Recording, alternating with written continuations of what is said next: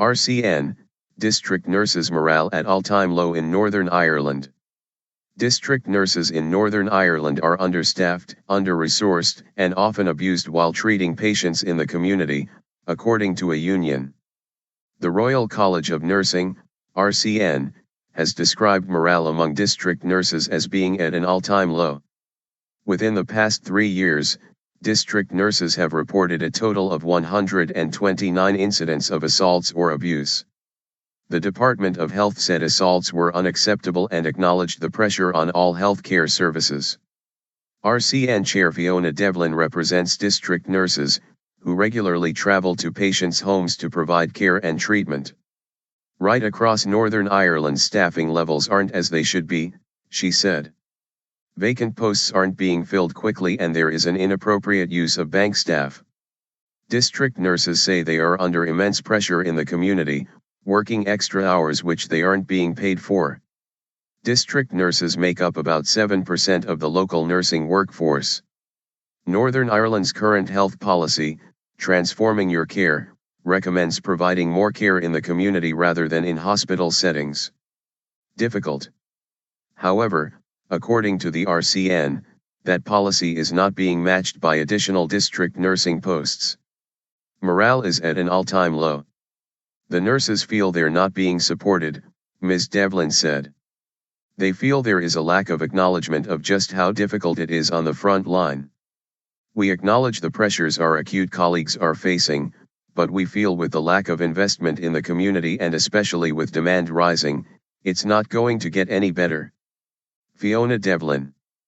Fiona Devlin from the Royal College of Nursing spoke out on behalf of district nurses to highlight the problems they are facing over their workload and conditions. She called for more investment in nursing.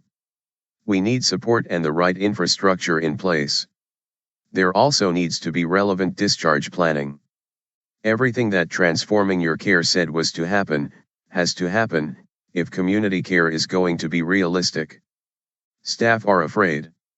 While a number of district nurses spoke to the BBC, none was prepared to be interviewed. They said they were too frightened to speak out against the system and would be concerned about the reaction of management. Some said this was unfortunate as their suggestions would serve to help patients. Ms. Devlin spoke on their behalf. Nurses feel that while management acknowledge the pressures, they're still expected to get on with the job because at the end of the day patients need cared for in the community. Also, staff are afraid to admit they need to take leave due to stress. Some management have questioned their capability and said instead they are unable to manage or prioritize their caseloads. Traumatized.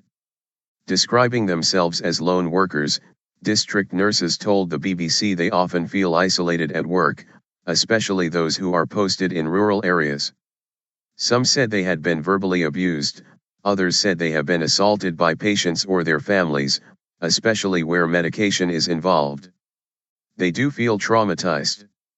Often they go out into their care and have been reduced to tears but know they have to dry their tears, pull themselves together and go on to the next call, Ms. Devlin said. The RCN supports Transforming Your Care. However, there is some concern about the pace of its implementation. Remote areas. When asked about what evidence there was of Transforming Your Care in the community, Ms. Devlin laughed. There is very little. We have increased caseloads and the demand is higher.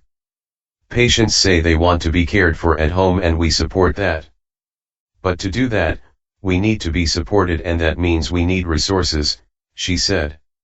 The RCN had appealed to the Department of Health to address a range of outstanding issues, including providing mobile phones for nurses while at work, additional computers in offices and information technology that can be accessed in remote areas. The BBC understands that the Chief Nursing Officer has received copies of letters from nurses outlining their concerns.